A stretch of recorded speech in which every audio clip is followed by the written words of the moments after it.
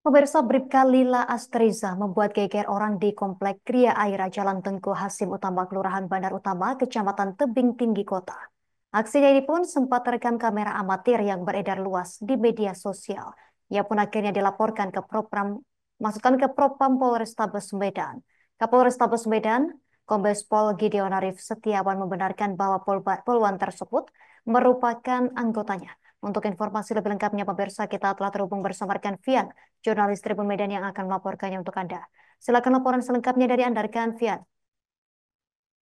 Ya, baik rekan Justina dan juga Tribuners. Ya, hari Sabtu kemarin eh, ada seorang polwan yang membuat onar di salah satu rumah warga yang berada di Tebing Tinggi, Sumatera Utara. Nah, ternyata polwan tersebut merupakan personil jajaran Polrestabes Medan, tepatnya itu dia berdinas di Polsek Medan Tembung sebagai jadi ini propos. Nah, Kapolrestabes Medan sendiri mengakui bahwasannya sudah menerima laporan dari pemilik rumah yang melaporkan si Bribka Lila ini karena telah membuat onar di rumahnya. Nah, keterangan dari uh, pemilik rumah di mana awalnya itu permasalahan itu bermula dari si pemilik rumah bernama Windu ini bermasalah dengan suami dari oknum poluan tersebut, di mana keponakan dari Windu ini itu melamar sebagai anggota Bintara Polri tahun 2024 dengan si suaminya ini tuh meminta uang begitu, uang diduga calo itu sebesar 350 juta. Namun perjanjiannya ketika tidak lulus itu akan dikembalikan dan dipotong sekitar 30 juta. Namun keponakannya ini tidak lulus dan uang tersebut hanya kembali sekitar 260 juta begitu. Sehingga si pemilik rumah ini keberatan dan melaporkan suami poluan ini yang juga merupakan pecatan dari Polri ke Polres Tebing Tinggi. Nah, diduga si poluan ini tidak terima suaminya ini dilapor sehingga dia itu mendatangi rumah dari si Windu dan membuat kegaduhan di sana. Nah, saat ini memang Polrestabes sendiri itu masih melakukan pemeriksaan dan sudah menerima laporan dari si Windu terkait profesionalnya. Nanti kemungkinan akan disidangkan dan Kapolres berjanji jika memang nanti terbukti bersalah akan melakukan tindakan tegas terhadap si poluan tersebut. Nah, saat ini memang kasus penanganan diduga penipuan ini ataupun tindak pidana ini sudah ditangani oleh Polres Tebing Tinggi. Nah, menurut pengakuan dari si Wisnu itu kasus tersebut yang ditangani di Polres Tebing Tinggi itu sudah masuk ke tahap si suaminya ini sudah dijadikan tersangka begitu.